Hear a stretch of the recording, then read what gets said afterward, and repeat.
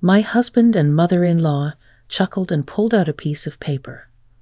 It contained absurd terms like interesting the house to my husband and not complaining, and even had my mother's signature on it. I could only think someone scammed and forced her to sign. This is completely invalid. This is clearly a scam. Yes, this is my handwriting, my mother calmly admitted. Without understanding, we were kicked out of the house and handed a filled-out divorce form. My husband looked at me with hopeful eyes. Did he think I would cling to him? I will never look back. You will understand eventually. As I clenched my teeth, my mother muttered beside me, "This is happiness. My name is Jessica. I am a 53-year-old housewife who works part-time. Lately, my main issue has been severe hand eczema. My husband is a businessman. We live at my parents' place together with them. We have no children. However, a bigger issue troubles me more than my eczema: the possibility that my mother might be developing dementia. I say possibility because she hasn't been officially diagnosed yet, but her memory and judgment are noticeably declining. She often forgets things and sometimes can't even recall what she has forgotten. Sometimes she completely changes personality and behaves unpredictably. There are days when such things happen repeatedly, and there are also perfectly calm days with nothing unusual. He used to be hardworking and attentive. Ever since she injured her knee, she has mostly stayed indoors, and her condition seems to have worsened gradually. Her knee pain has healed, but for safety, I don't want her to go out alone. My father and I continue to live our daily lives while taking care of her. While I'm at my part-time job, my father watches over her at home so he can respond immediately if anything happens. I'm worried about her symptoms worsening and feeling anxious about my uncooperative husband. We need to come up with a plan for the future. One day, my father became seriously ill and needed long-term hospitalization, making it impossible to leave my mother alone. I couldn't afford to take time off from work. When I talked to my husband about it, he reacted as if it was someone else's problem, saying, "You worry too much. Fires can start from unattended flames, and she could get lost. You worry too much. What if something happens? If you start worrying about that, there's no end to it." My husband clearly seemed annoyed. He's lived with my mother for a long time, but this attitude was too much. After all, the reason we were living together was because of my husband's insufficient income, and we were staying as dependents. Even a crane would feel the urge to pay a favor. Doesn't he have that kind of consideration at all? Then why don't you quit your job and take care of her? It's not that simple. Even though it was just a part-time job, I had no intention of quitting my long-term position. The income was decent, and it made me want to ask him if he would support me. I think we can live as we have up till now if we use care services and with your cooperation. Why me? Just occasionally would be enough. But it's your mother, right? That's true, but still, it has nothing to do with me. Handle it yourself. That way of speaking is, first of all, is her condition bad enough to need care services? That's for the hospital to decide. You've been complaining about your hand eczema and the pain from standing at your part-time job at the beauty salon for a long time. Just quit already.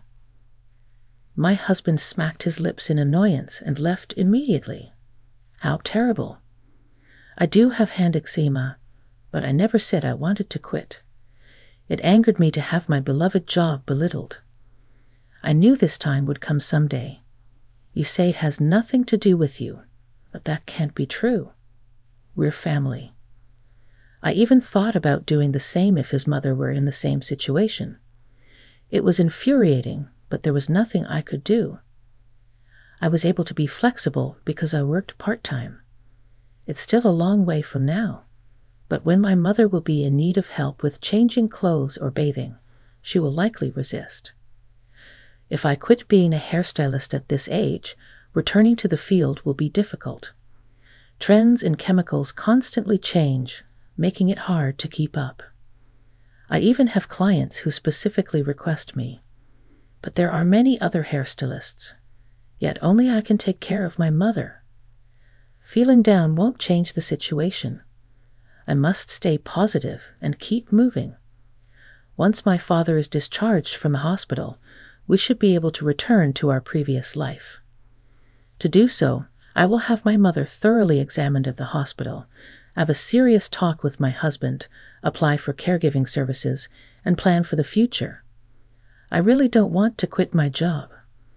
I plan to ask for some time off for a while. A few days after making that decision, my father, who had been hospitalized, suddenly passed away. I couldn't believe it. When a relative dies, there's no time, not even for mourning. Preparations for the funeral and numerous procedures are needed one after another. My mother was devastated, sometimes looking dazed like a child and occasionally bursting into tears, unable to control her emotions. Dressed in mourning clothes, my mother seemed transformed, fulfilling her role as the chief mourner with dignity. I also did my best to support her, staying by her side throughout. It was quick, but we got to send off my father. For the first time, we truly felt the loneliness of his absence. Both emotionally and physically exhausted, he wasn't talkative, but I remember my kind-hearted father. I understand that he is gone, but his chair, teacup, reading glasses, and the novel he was halfway through reading were still as they were left. Neither my mother nor I were ready to put these things away yet. It was at this time that my husband brought his parents over. Indeed, he had said this morning that he would bring them to help clean up the house. While I appreciated the thought, I was not ready yet, so I decided to decline their help and just serve them tea before asking them to leave. My mother seemed quite tired and soon began dozing off. I wanted to leave her undisturbed. I led my in-laws to the dining room and prepared tea. Not tea, make coffee and bring out something sweet. My husband demanded. I momentarily thought, these are your parents. Why don't you handle it? But harboring resentment for long is pointless. I've decided to live positively. Let's call a service to dispose of the large items quickly. Let's do that, said my mother-in-law and husband. I wish they wouldn't decide everything on their own. I'm sorry, but I'm not ready to clean up yet. What? My mother-in-law was surprised. Let's postpone it for a little while longer. What? My mother and I are emotionally not ready yet. When I explained this, my mother-in-law looked doubtful and argued, that's troublesome. We can't do that. I couldn't understand why it would be troublesome for her. I looked at my husband for his reaction, but he avoided my gaze. The house has already been passed on to the eldest son and his wife. The renovations are about to start soon. And what about where we will go? I'm sorry, I don't quite understand what you mean. Suddenly, my husband declared, from now on, I'll live here with my parents. What are you talking about? Everything has already been decided. What? But this is my home. I was bewildered, and my husband wouldn't look me in the eyes. Jessica, didn't you know? My mother-in-law joined as if it were obvious. I did tell you. You probably forgot because you were busy with the funeral, my husband stated calmly. There's no way I would miss hearing such important information, no matter how busy I was. I have no idea what you are talking about, and you can't do this without my consent. Your consent isn't needed anymore. It's already resolved. What do you mean? I've already settled it with your mother. I felt as if cold water had been splashed on me. When did such a discussion even happen? Could it be that they decided this while my mother was out of her senses?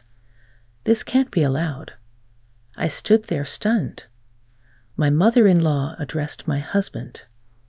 You know, someone who has quit their job and does nothing, and an old person who needs lots of care can be a handful, right? My husband nodded in agreement. That's right. That's why you two need to leave this house, and preferably soon. I was too shocked by her words to even respond. Someone who does nothing and an old person who needs lots of care. Is she referring to my mother and me? Why do we have to leave? This is my parents' house. Please take that back. Oh, Jessica, don't make such a scary face. I am still working and I'm not being dependent. My mother does not have dementia. That's completely false. I cannot tell lies. Ha ha. How can she laugh and say that? My head was spinning. While smiling, my husband and my mother-in-law pulled out a document. There's no taking it back. We've already got the signatures on paper. The document contained absurd terms like interesting the house to my husband and not complaining, and even had my mother's signature on it. Indeed, it was my mother's signature. I could only think it was a scam that forced her to sign. This is completely invalid. This is clearly a scam. Huh? Did you make her sign this while she was not in her right? Mind? That's invalid. What are you talking about? You just said that she doesn't have dementia, he retorted. At that moment, my mother, who should have been sleeping until just before, appeared. Hello, everyone. What brings you here today? My mother greeted everyone cheerfully without any prior indication. This signature is your handwriting, isn't it? You did sign here, right? My husband suddenly pressed my mother. Yes, this is my handwriting, my mother smoothly acknowledged. This is a despicable tactic. Now that you understand, pack your things quickly and leave the house. Impossible. If you continue to stay here, I'll call the police for trespassing. I was threatened. This situation was too unreasonable. Without getting to the bottom of it, we were driven out of the house. While holding a completed divorce form, my husband looked at me with a smirk, as if expecting something. It was as if he thought I would cling to him. I tried hard not to meet his eyes, holding back my anger. When leaving the house, I wanted to take at least one of my father's belongings, and what I managed to get was a pair of leather shoes that were at hand. I remember how lovingly my father had cared for them. Though men's shoes may be of no use, it was better than leaving with nothing. My mother and I got into the car and just kept driving aimlessly, anger towards my husband and his parents, sadness over. A vague sense of anxiety mixed together, carrying an immense sense of despair. I wondered how my mother and I would go on from here. It seemed impossible to have hope anymore. I couldn't stop my tears. Then my mother, who had been quiet all along, murmured softly, "This is happiness." Even after my father's sudden death and being driven out of the house, my mother expressed emotions opposite to mine. Could she be confused?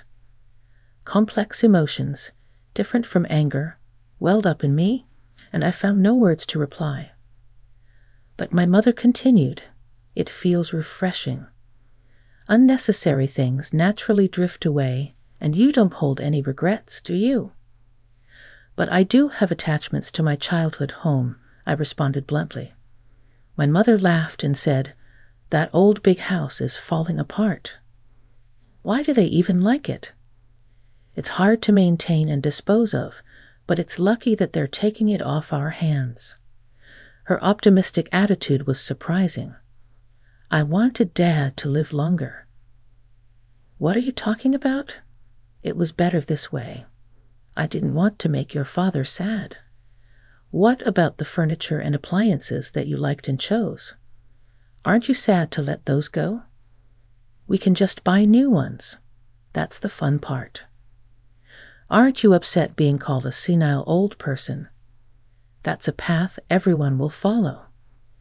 Despite feeling like we had lost everything, my mother was remarkably calm. Annoyed, I thought she would probably forget what was said today very soon. "I'm truly happy when you're by my side," my mother said. "If you weren't here, maybe I would have followed your father." "Mom, don't worry." "It's okay," she said, and then she started dozing off again. She was childlike in her innocence. Yes, it's enough that I remember the things my mother forgets. Although I'm not fully recovered yet, being with my mother makes me feel like I can manage somehow. Right after that, I received a message from my husband.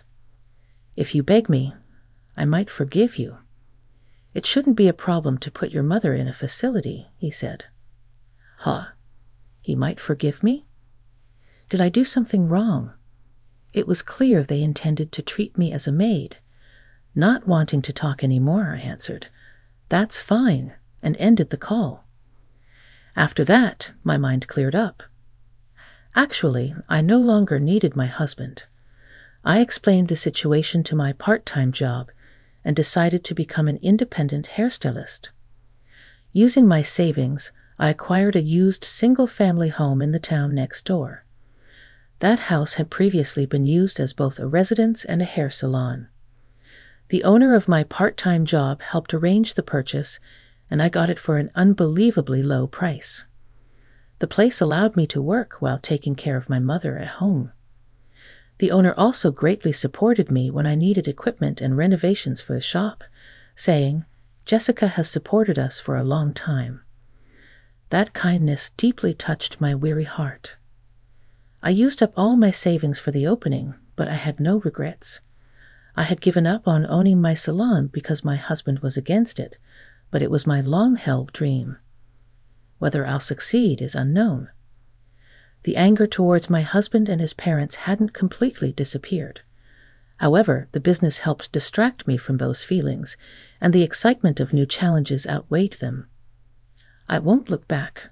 I have finally opened my own hair salon, a dream I've held for many years. My mother helped with cleaning and laundry at the salon. She enjoyed gardening in her free time. Talking with neighbors became part of our daily routine. It really helped that they promoted the shop. The time I spent daydreaming also decreased. Just as my new life with my mother calmed down, I received a message from my husband. "Why aren't you contacting me?"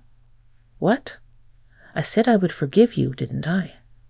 Come back home immediately." "What are you talking about?" "Don't be stubborn when you're struggling," my husband scoffed as he spoke. I tilted my head. "Am I really struggling?" "Me? Where did you hear such a rumor?" "I heard you opened your own salon. It's impossible for an older hairstylist to manage alone, especially with a mother with dementia." "That must be difficult."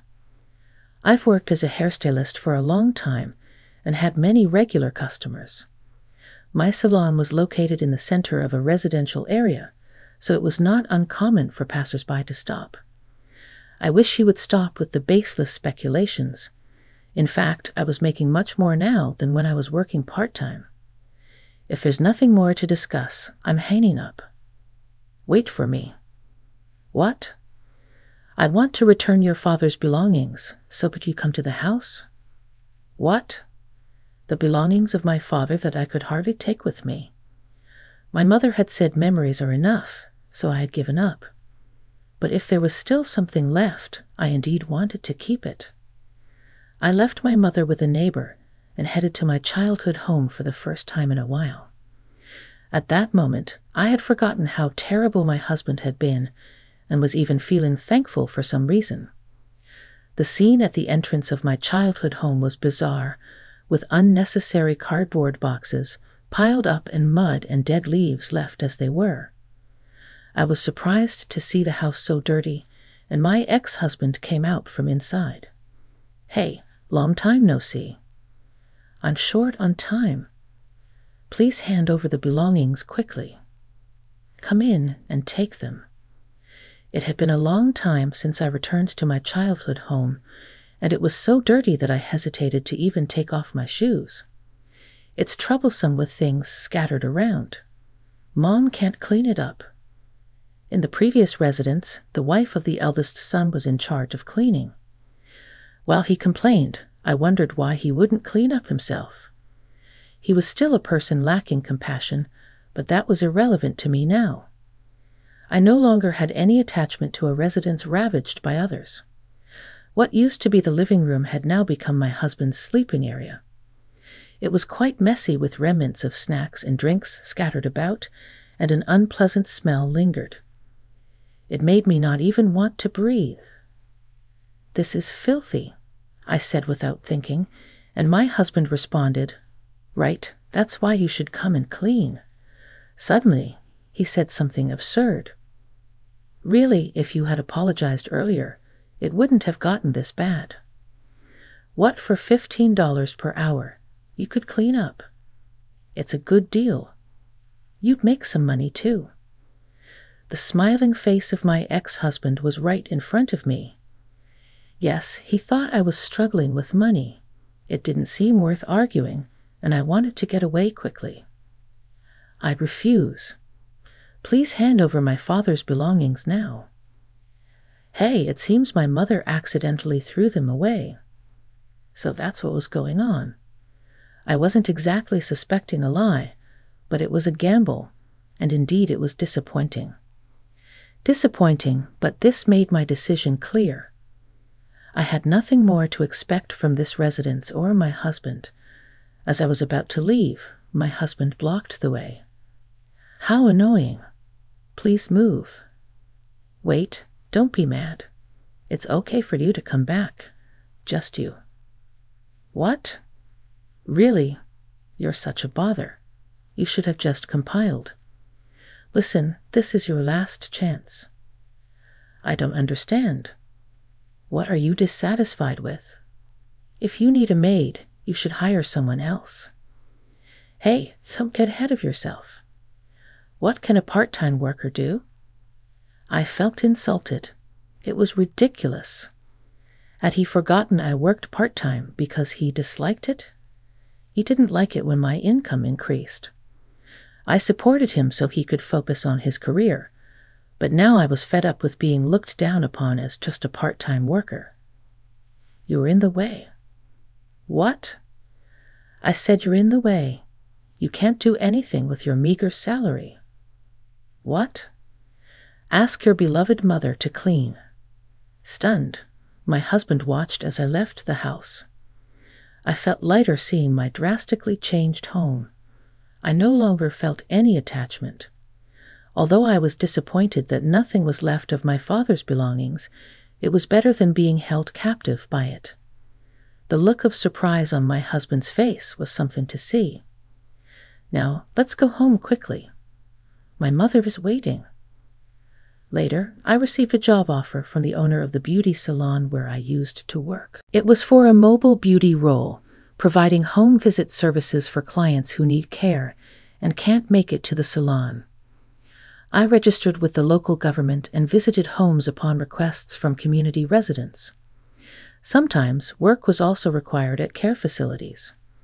There are hairstylists who specialize in this service.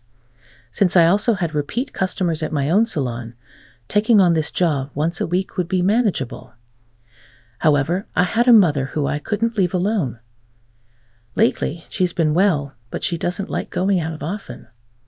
"Why not?" "I'll come with you and help out," my mother suggested when I was pondering. I usually thought of an assistant as an apprentice hairstylist, but this was an eye-opening idea. That's right. We could go out together. The doctor said the same thing. Actively interacting with society and living an active life is optimal for preventing dementia. It's important not to just worry, but to try things out.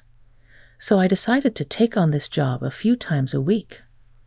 While at client homes, my mother helped with tidying up and served as a conversation partner for the clients, greatly aiding as an assistant. She was active and attentive, just like she used to be. No more absent-mindedness. Then one day, my husband showed up at the salon. "What did you come for?" Well, it was inevitable that the location of my shop got known. Would he intentionally come to show malice? When will he stop being a nuisance? As if to protect my mother, I hid her behind me and held my phone ready to dial 911 to call the police. Could you give me a shampoo and cut? Don't fool around. What do you want? You see, I received an eviction notice from the real estate agent. What? You sold that land and house, didn't you? I can't think of any such thing. What do you mean? They thought it was an abandoned house and sent a cleaning crew. This is no joke. So that was it. It was my mother's doing. My mother had let go of the family home. Or had the change of ownership she mentioned before been completed? Wait a minute. The only thing my mother signed was that suspicious contract. Did you think that homemade documents settled everything? I thought you were incompetent, but not to this extent. I'm at a loss for words. Give it back. That's my house, and it seems the demolition has already started. I don't know anything about that. Are you going to kick my elderly parents out of their home? Did you say that after you took my mother's house? I don't care. Then I'll make this house my own. Owning a salon and having a maid, isn't that perfect? My husband opened the door to the house attached to the shop. Don't enter without permission. Just as I was about to call the police, my husband suddenly calmed down. What's this? Pointing to the leather shoes my father left in the entrance, he asked with a trembling voice, Is there someone new already this morning? I had taken them out of the box on a whim and felt like polishing them. He probably didn't realize they belonged to my father. Well, that would be expected. The husband who didn't notice when I cut my hair by 8 inches wouldn't remember whose shoes those are. Are you cheating on me, even though I'm still here? We've been separated for a while. Who is it? I can't forgive this. My husband turned red with anger. Can't forgive what? I wondered, what does he mean by that? What is he thinking? I smirked inwardly. Perhaps it wouldn't be so bad to scare someone who behaves so selfishly. Are you ready? Are you prepared to face what's coming? You should know from those expensive shoes, half-heartedness will lead to painful consequences. I stared intently at my husband's face. He was sweating, his eyes darting around, unable to hide his agitation. I can't believe that my cowardly yet prideful husband was really prepared for this. You're awfully quiet. What's wrong? Should I call him now? What? Call who?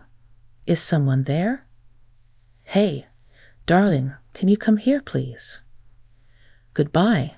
My husband ran off like a whirlwind. My mother covered her face with her hands, trying to suppress her laughter. Look how fast he can run away. I felt a sense of relief, my tension going away. My mother kept laughing. I wonder who you called.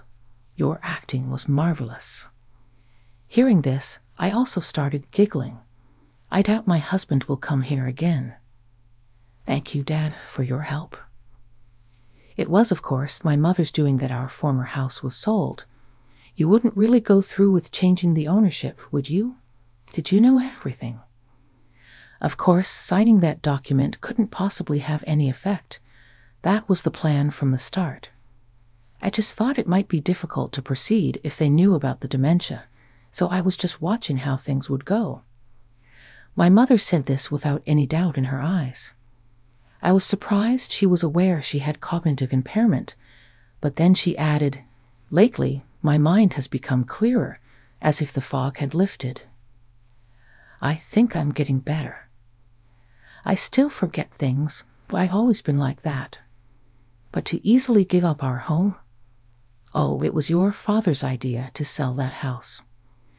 The plan was to sell it after you both moved out and then move to a convenient apartment near the station. Really? Life doesn't always go as planned, does it? That's true. Reflecting back, the The signs of dementia began to appear when my mother started to become housebound. Being naturally energetic, she seemed suited to interacting with people and staying active both mentally and physically. I hope she continues to stay healthy. I have torn my own pocket money as an assistant, she said, so it seems I don't need to worry for a while. As for my ex-husband and his parents, they tried to return to their previous home, but were not welcomed by the eldest son and his wife. Given the difficult personality of my mother-in-law, who disliked cleaning, and my self-centered and unhygienic ex-husband, it's no wonder they were refused. The house was already in the name of the eldest son, and they couldn't touch it. The relationship between my ex-husband and his parents seems to have deteriorated, with both sides placing blame on the other. My ex-husband was blamed for losing their place to live. You need to take responsibility. Out of necessity, he bought a used house with an unreasonable mortgage. But knowing his savings and income, it seemed reckless to me. He will have to live frugally to pay off the debt. The new home already looked like a trash house, and they had just moved in. They also got scolded by the strict Neighbor Association president for stacking garbage bags in front of the house and were disliked by the neighbors. They really needed to clean up. Honestly, it's none of my business, and I don't care much, but I hope they don't bother others. And you know what? His parents are still healthy. They should work to support their low-income son. If they don't want to be scolded, they will at least have to clean up by themselves. It should also have good effects for preventing dementia.